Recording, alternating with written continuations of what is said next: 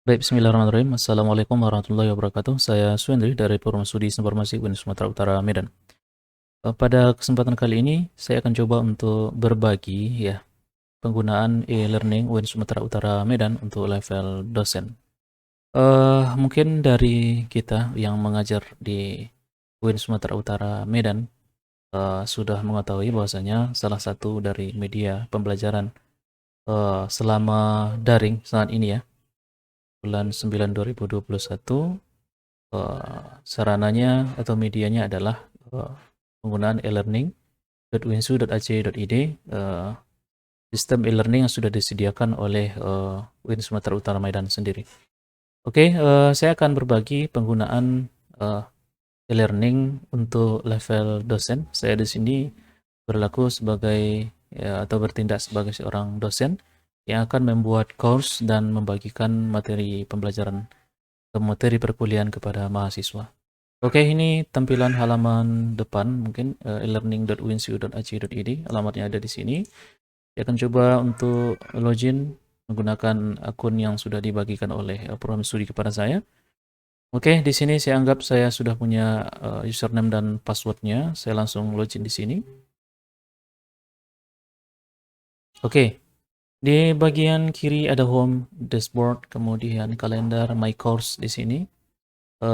Saat ini sedang berlangsung semester ganjil tahun 2021-2022, dan sebenarnya ini juga bisa dipakai untuk semester selain dari semester saat ini ya. Dan my course di sini tampil berdasarkan course saya yang masih berjalan di sini. Mungkin sahabat sekalian atau bapak ibu-ibu yang melihat video saya bisa melihat course saya di sini yang saya susun dengan rapi sesuai dengan semester yang saya ampu. Misalnya di sini 2021 ganjil 2021. Jadi di sini saya buat namanya 2021 berarti ganjil, pengorbanan berbasis web dasar. 2019 2 digenap 2019, analisis perjalanan informasi. Kemudian ada juga pengorbanan berbasis web lanjutan di sini. Ini fontnya sudah abu-abu, itu karena sudah lewat dan sudah saya tutup. Jadi di my courses ini tidak lagi nampak, yang nampak cuma satu saja. Begitu juga mahasiswa saya hanya bisa melihat yang 2011 saja untuk pengalaman berbasis web dasar ya. Jadi ini yang saya buatkan biar dia rapi sesuai dengan semester yang saya ambil gitu. Jadi nanti tidak berantakan ketika nanti sudah bercampur baur dengan mata kuliah yang lain, dengan dosen pengampu yang lain. Saya bisa mengurut mata kuliah saya di sini. Dan kebetulan mungkin di sini saya buatkan nama dosennya. Jadi nanti kalau seandainya Bapak Ibu selaku dosen bisa juga sih untuk membuatkan misalnya nama pengampunya di bagian kanan. Tapi ini saya buat satu saja, ada deskripsinya. Jadi nanti mahasiswa ketika buka juga ada deskripsinya. Oh, ini dengan saya gitu. Jadi walaupun seandainya sama nama mata kuliahnya, sama identik seperti ini, maka mahasiswa bisa melihat deskripsinya di sini. Teachernya juga ada gitu, siapa teachernya. Jadi sebenarnya tanpa saya buat pun di sini, misalnya pengalaman dasar Suenri di sini, atau kelas ini ABC misalnya, itu bisa dilihat juga teachernya siapa dan deskripsi mata kuliahnya siapa gitu, apa gitu kan. Kemudian menggunakan enrollment key, jadi tidak bisa masuk sembarangan kecuali yang benar-benar anggota dari course ini ya kan. Oke, bagaimana kita mulai? Kita mulai dari site administration.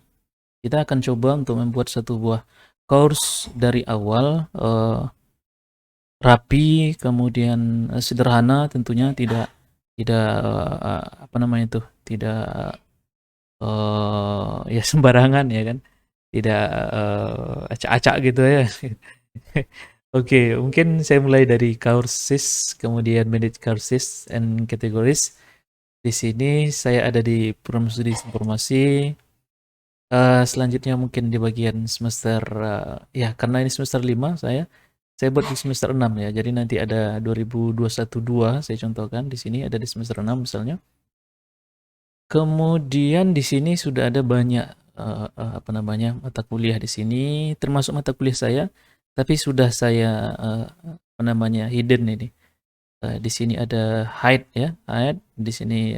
Jadi ini tidak bisa lagi dilihat oleh mahasiswa ya, kecuali mungkin dosen bisa melihat mata kuliah yang saya buat ya, satu level dengan dosen ya.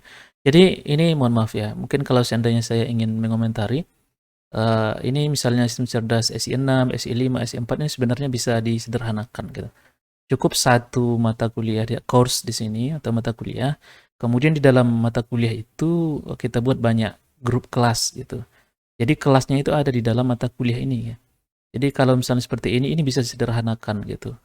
Jadi kita tidak perlu banyak course, cukup satu course saja dengan nama yang sama ya. Berarti kalau seandainya mata kuliahnya dua ya berarti cukup dua mata course saja gitu kan. Namun di dalamnya bisa banyak kelas gitu. Oke, saya buat new course.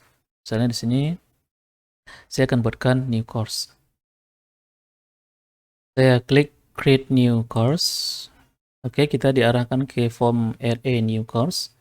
Saya kasih namanya, saya sesuaikan dengan semester mata kuliah saya. Kenapa saya sesuaikan dengan semester mata kuliah saya? Karena nanti di setiap semester saya akan menggunakan media ini lagi dan mahasiswanya berbeda gitu. Jadi kalau seandainya saya sebenarnya ini masih agak sedikit masih jadi bahan pertanyaan bagi saya. Bagaimana kalau cuma satu course saja, tapi mahasiswanya setiap semester bisa masuk ke dalam itu. Sebenarnya bisa gitu. Cuman nanti mahasiswanya ini tidak unenroll mata kuliah ini gitu. Jadi nama mereka tetap ada di sana padahal mereka tidak lagi semester itu. Jadi itu menjadi menjadi banyak mahasiswanya gitu. Nah, jadi biar dia rapi, setiap semester itu saya buat course-nya lagi gitu. Jadi misalnya ini 2021, kemudian saya gunakan tanda strip dan saya kasih namanya sesuai dengan mata kuliah saya, misalnya pemrograman berbasis web lanjutan. Oke, ini nama mata kuliahnya pemrograman berbasis web lanjutan. Kemudian course source-nya bisa kita atur sendiri. Misalnya 2012, misalnya saya buat seperti ini. Kemudian PBWL misalnya boleh. Course source name, short name-nya ya. Kemudian ini fakultasnya, program studinya dan semesternya. Kemudian course visibility-nya kalau seandainya ditampilkan tampil, kalau hide ya. Misalnya course start date-nya kapan ya. Dan kalau seandainya semester ganjil itu kira-kira dari anggap aja dari 1 Maret ya kan. Dari 1 March misalnya 2022 sampai kira-kira ke Agustus lah ya atau September ya kan. Ke 30 Agustus misalnya di sini Agustus 2022. Kalau jamnya ya boleh buat jam itu saja ya kan. Nomor ID kursus atau course ID number ditinggalkan saja. Kalau misalnya untuk course summary-nya, misalnya ini saya copy saja. Contohnya misalnya ini 2021-2022. Atau keluaran beasiswa lanjutan semester genap tahun akademik 2001 dosen pengampu dan Remkom. Oke. Course image-nya ya bisa kalau seandainya mau buatkan image-nya di sini. Misalnya ini saya gunakan salah satu yang yang saya gunakan pada semester ini untuk pemrograman berbasis web, misalnya gambarnya yang ini. Misalnya di sini. Oke, saya buat covernya. Selanjutnya kita akan membuatkan di sini course format, kemudian format topik format, number of section 16 pertemuan di sini. Selanjutnya brand ini biasanya enggak saya tidak saya ganggu-ganggu ini, biar aja lah apa adanya gitu. Kemudian di bagian grup mode ya kita buat separate group ya, ada beberapa. Jadi nanti grup ini adalah kelasnya gitu. Ini separate group ini kelasnya. Kemudian force group mode ya harus pakai kelas gitu, harus ada kelasnya gitu. Kemudian default groupingnya ya anggap aja nggak ada. Artinya semua dengan namanya grup yang artinya levelnya sama grupnya kan, tidak ada yang default ya kan. Eh, Kemudian rolling name-nya misalnya kita buat misalnya ini jadi dosen, kemudian student jadi mahasiswa. Oke. Berarti ini sih yang sering nampak di situ ya. Ini bisa dirubah namanya gitu kan. Rolling renaming ya. Oke. Save and return ini save and return aja ya. Save and return. Oke. Tadi save and display juga bisa. Sekarang di sini saya ada di bagian semester 6 ya. Oke, saya ada di mana saya ini? Oh, ini dia. 2012 pengembangan beasiswa lanjutan. Oke. Ini saya klik misalnya di sini atau ini ya, view. Ini. Oke, ini dia tadi. Oke. Save and display saja biar langsung ke sana. Oke. Sekarang hal pertama yang saya buat adalah biasanya saya rubah dulu ke turn editing on di sini agar bisa saya edit masing-masing ini gitu. Jadi masing-masing topik itu saya ganti ya menjadi pertemuan 1, 2, 3 gitu. Jadi misalnya ini topik 1 ini saya rubah menjadi pertemuan 1. Mungkin saya gunakan gini aja lah biar nanti tidak ngedit ya. Jadi ini pertemuan 2 di enter. Ini pertemuan ketiga saya enter. Ini pertemuan keempat. Ini pertemuan kelima. Ini pertemuan ke-6. Ini pertemuan ke-7. Ini pertemuan ujian tengah semester. Selanjutnya ini ada di pertemuan 9. Ini pertemuan 10. Ini 11. Ya, ini ada 12. Ini 13. Ini 14. Ini 15. Ini ujian akhir semester. Oke, sekarang itu ada di pertemuannya sudah kita buatkan. Ada ujian tengah semester, ada ujian akhir semester juga di sini. Dan pertemuannya sudah tersusun dengan rapi di sini. Pertemuan 1, 2, 3, 4, 5, 6 sampai pertemuan akhir semester ya kan. Oke, sekarang masing-masing di sini akan kita buatkan kontennya gitu, per pertemuan. Jadi saya memang saya buat kontennya per pertemuan gitu. Oke, sekarang sebelum misalnya kita ngajak tentu harus punya RPS. RPS itu kita bisa masukkan di bagian general ini. Ini artinya di sini kan ada bagian general ini. Nah, kita coba saya klik ulang. Nah, ini bagian general, artinya tidak masuk dalam pertemuan. Jadi biasanya saya masukkan di sini dia. Misalnya ada rencana pembelajaran semester gitu kan. Masukkan di sini dalam bentuk file ya. File ya kan. Misalnya add. Ini saya kasih namanya misalnya rencana pembelajaran semester RPS. Rencana pembelajaran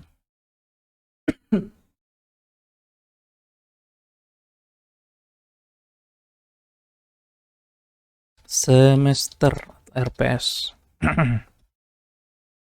Selanjutnya bisa diisikan misalnya apa namanya itu deskripsinya.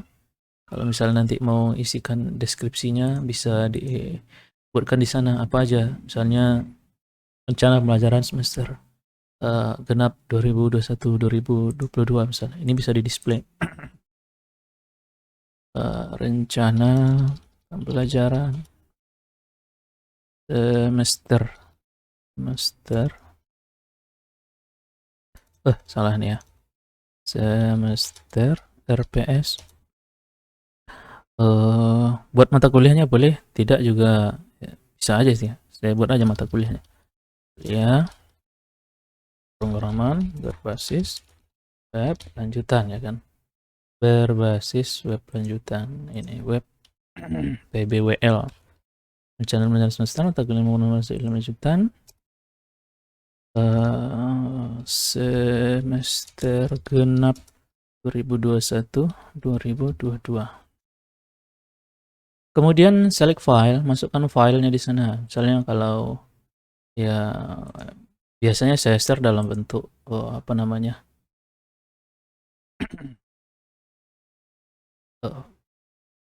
file apa PDF ya.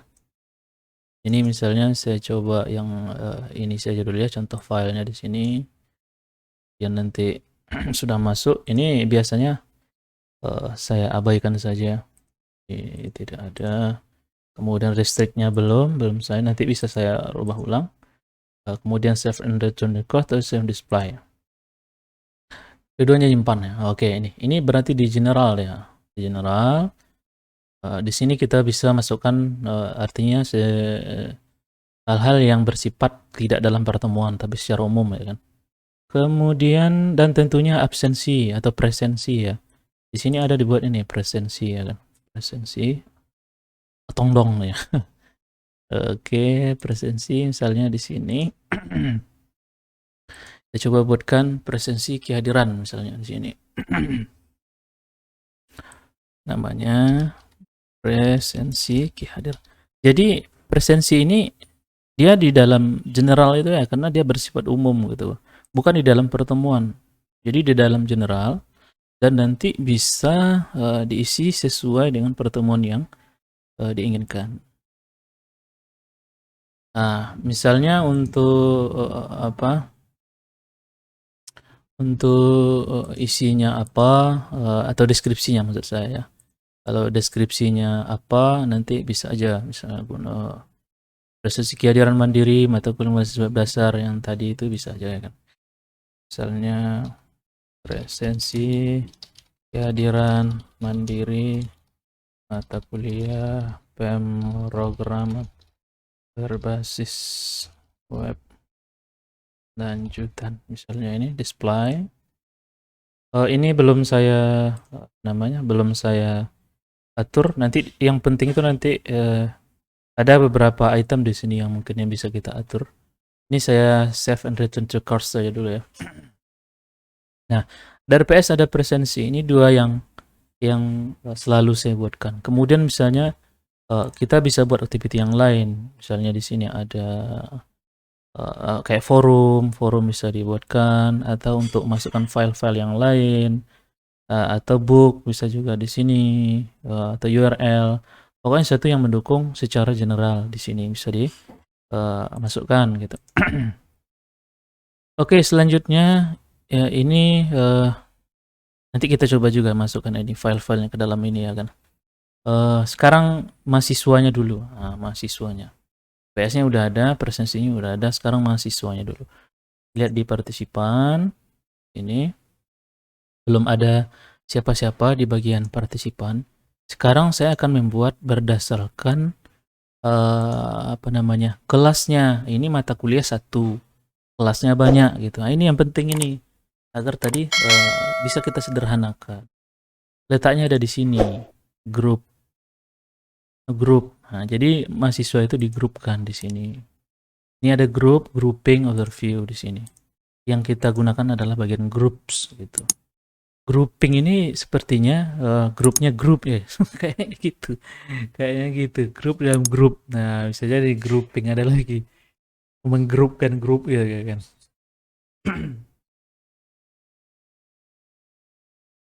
Sekarang saya akan coba untuk membuat kelas. Misalnya di sini saya gunakan create group di sini. Untuk nama grupnya kita sesuaikan dengan kelas yang kita ampu. Ya, misalnya kalau ini udah semester 6 ya kan. Misalnya 6 SI 1. Ini SI ya. Ya sesuaikan aja dengan kelasnya gitu. Ini nomor 1 gitu. Ya, ini boleh-boleh sah-sah saja, dia nggak kok help with group ID number, boleh-boleh saja gitu. Ini sistem informasi 1 semester 6 misalnya. Disesuaikan saja gitu. Selanjutnya ada enrollment key-nya. Nah, ini saya masukkan ini. Apa enrollment key-nya misalnya. Ini nanti dibagikan ke mahasiswa. Jadi nanti masing-masing kelas itu beda enrollment key-nya, masuk sesuai dengan kelas masing-masing gitu. Misalnya kan saya masukkan di sini PHP kita SI1 misalnya. PHP kita SI1 SI1. Nah, ini misalnya. Ya, anggap aja itu ya kan. Kemudian untuk group message ya bolehlah group message ya kan. Ada feature no, nggak usah kan. Ini feature nggak usah ya kan. Nah, ini yang bagian informasi 1 semester 6 ya kan. Ini saya coba copy ini biar nggak ngetik lagi nanti. PHP kita SI1. Oke, itu saja save change. Ini SI1. Anggap saya ada di SI2 juga. Create group. Kemudian ini SI2. Ini nomor 2. Ini sistem informasi 2 semester 6. Enrollment key-nya sebut ini SI2. Jangan sama ya kan. Kalau sama nanti ya bisa masuk juga yang lain ya kan. Jadi dari grup yang berbeda. Yes, no. Oke. PHP kita SI2. Nah, oke. Ini udah ada 2 grup. Jadi nanti SI1 masuk ke grup ini, SI2 masuk ke sini gitu. Jadi untuk membuat apa namanya itu kelas masing-masing itu ada di grup ini gitu. Di grupnya gitu ya kan.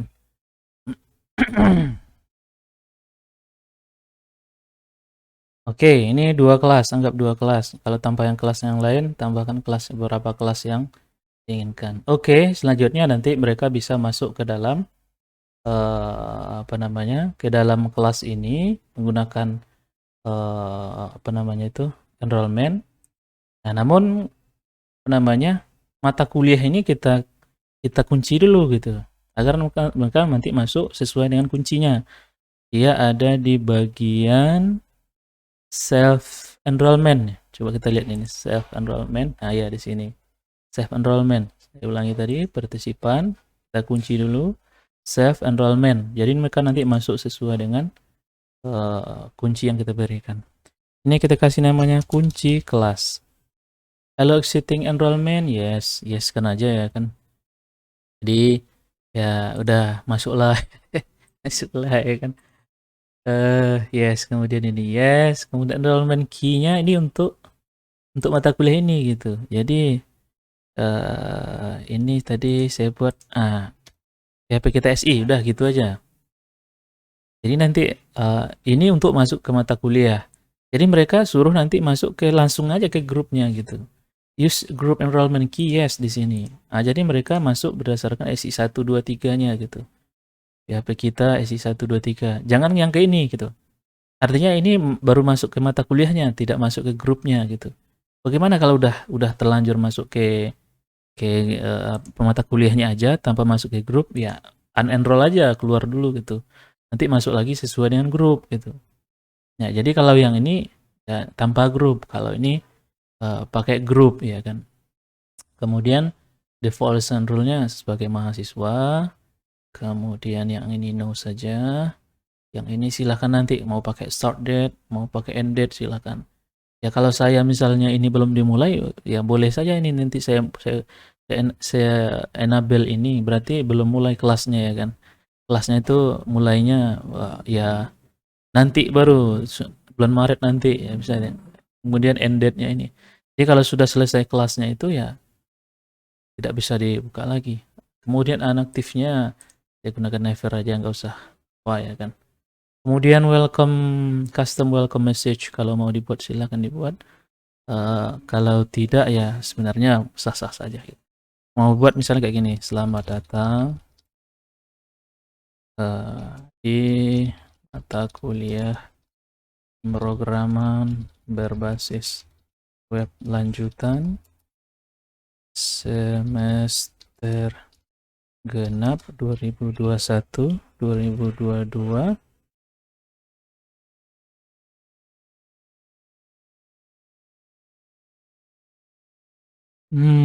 Dosen pengampu Swendri Mkom misalnya. Oke, save change. Oke, sudah ada kunci kelasnya dan grupnya juga sudah tersedia. Nah, jadi nanti grupnya ada di grup mana gitu. Di sini ada grupnya nanti. Setiap yang enroll itu masuk ke dalam grup sesuai dengan enrollment key yang kita bagikan. Oke, pada dasarnya ini course-nya sudah apa namanya itu? Sudah ready gitu ya kan. Ready. Sekarang di pertemuan 1 kita masukkan apa? Pertemuan 2 kita masukkan apa? Pertemuan 4, 5 sampai 6 ya kan. Oke, untuk masukkan materi misalnya di pertemuan 1